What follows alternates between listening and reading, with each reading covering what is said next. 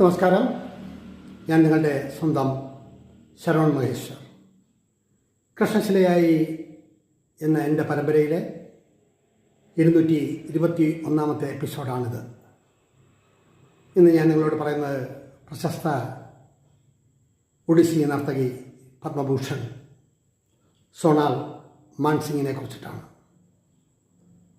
സൂര്യയുടെ ഫെസ്റ്റിവൽ വെച്ചിട്ടാണ് അവരെ ഞാൻ കാണുന്നതും സംസാരിക്കുന്നത്. വർഷങ്ങൾ ഒത്തിരി പിന്നോട്ട് പോകണം. പക്ഷേ ഒഡീസി എന്ന നൃത്തരൂപത്തിൻ്റെ വിവിധ വശങ്ങളും വിവിധ രീതികളും അവരുടെ അനുഭവ സമ്പത്തും എല്ലാം ക്രോഡീകരിച്ച് സംസാരിച്ച് 8 മിനിറ്റുകൾ മാത്രം. അവരുമായി കുറേ ഫോട്ടോസൊക്കെ എടുത്തു. ഒരു പെർഫോമൻസ് കഴിഞ്ഞ ഉടനെയുള്ള സംസാരത്തിൽ സ്ഥല കാല അനുഭവങ്ങൾ മനസ്സിൽ തങ്ങി നിൽക്കുന്ന അവസരത്തിലാണ് ഈ സംസാരം. അപ്പോൾ അത് ദീർഘിപ്പിച്ചു കൊണ്ടുപോകുന്നത് നന്നല്ല എന്നെനിക്ക് തോന്നി.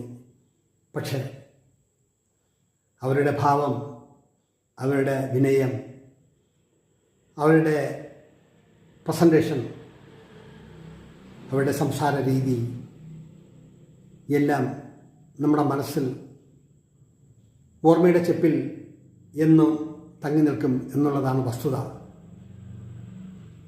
അന്ന് സെൻട്രൽ ഹാളിൽ വെച്ചിട്ടാണ് ആ പ്രോഗ്രാം നടന്നത്. 100 കലാകാരന്മാരുടെയും കലാകാരികളുടെയും ഒരു വലിയ വേദി.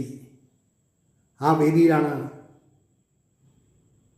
പ്രോഗ്രാം കഴിഞ്ഞ ശേഷം അവരെ കാണുന്നതും സംസാരിക്കുന്നതും. ആ ഓർമ്മകളാണ് ഞാൻ ഈ എപ്പിസോഡിലൂടെ നിങ്ങളോട് പങ്കുവയ്ക്കുന്നത്. നിങ്ങളത് കാണുക.